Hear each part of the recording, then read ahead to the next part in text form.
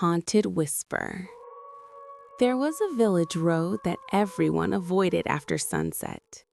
It was not because of thieves, not because of wild animals, but because of a whisper. A soft, thin voice. A voice that came from nowhere. The villagers said if you walked alone on that road at night, you would hear someone whisper right behind your ear. Don't turn around. Most people laughed at the story until they heard it for themselves. At the edge of the village lived a young school teacher named Lena. She had only moved there a few weeks earlier and did not believe in ghost stories. To her, fear came from imagination, not spirits. One evening, after visiting a sick student, Lena started walking home late. The moon was hidden behind clouds, and the road was wrapped in heavy fog. The trees on both sides stood like black shadows, silent and still.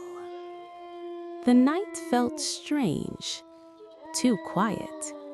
Even the insects had stopped making noise.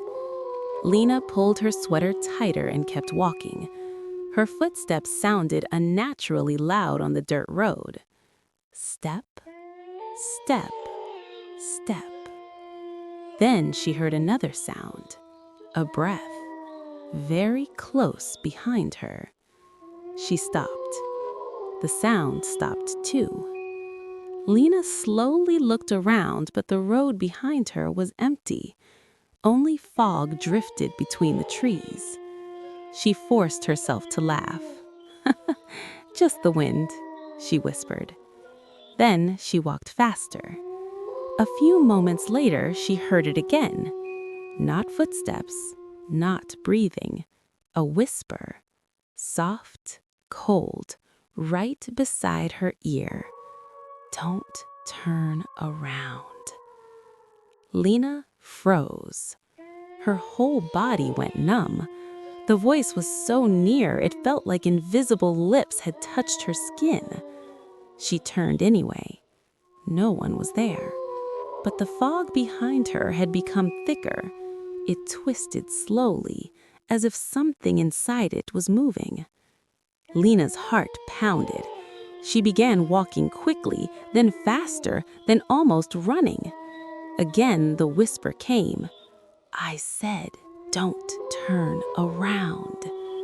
This time it sounded angry. Lena ran. The village lights were just ahead. She could see the shape of her small wooden house.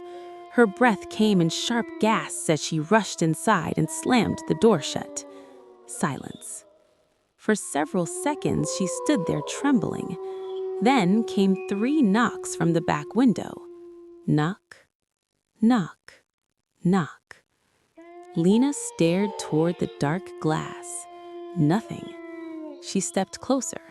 And then, on the fogged surface of the window, words slowly appeared as if written by an unseen finger. You looked. Lena screamed and stumbled backward. The next morning, she told the villagers what had happened. The older women exchanged frightened looks. One old man lowered his head and muttered, "It found another one." Lena demanded the truth. At last, the village chief spoke. Many years ago, a girl named Nari had disappeared on that same road. She was only 17. She had been walking home alone after sunset. Some villagers said they heard her crying in the night. Others said they heard her begging for help. But no one went to help her.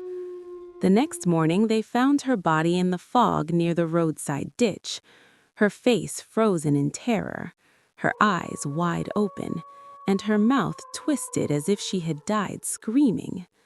From that night on, whispers began haunting the road. Anyone who heard the whisper and turned around was never the same again. Some vanished. Some lost their minds.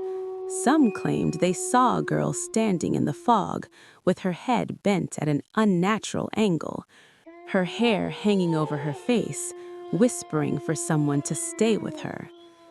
Lena tried to forget the story, but strange things began happening in her house. Every night she heard whispering outside her bedroom window.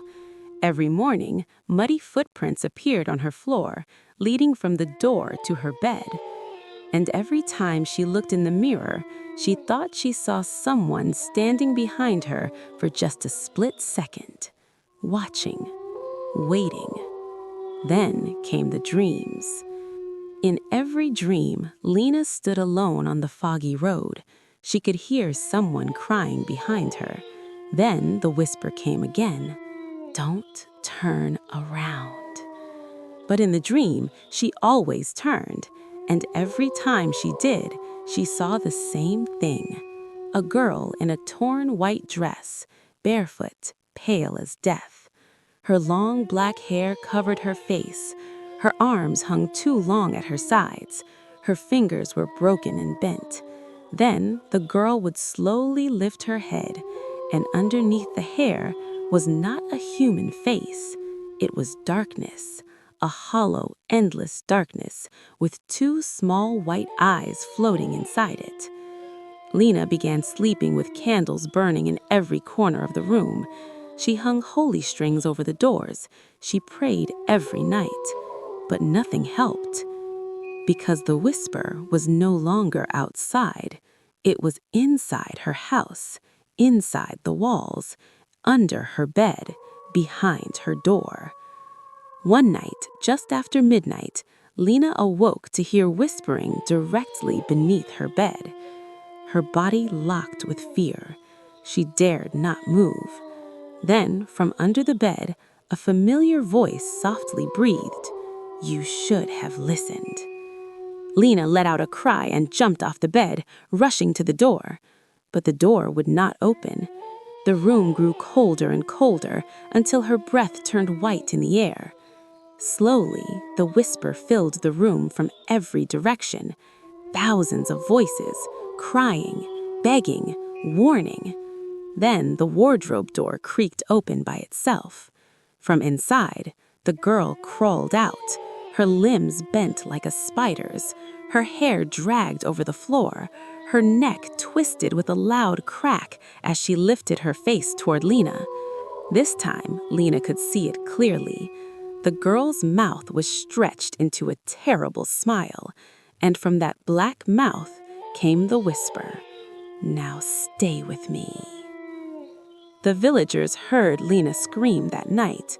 By the time they broke down the door, the room was empty. No blood, no body, no sign of struggle. Only one thing remained. On the bedroom wall, written in long, wet streaks, were the words, "She turned." After that night, the whisper on the road changed. Before, it had sounded like one voice. Now it sounded like two. And if anyone walks there after sunset, they may hear them together, close behind their ear. "Don't turn around."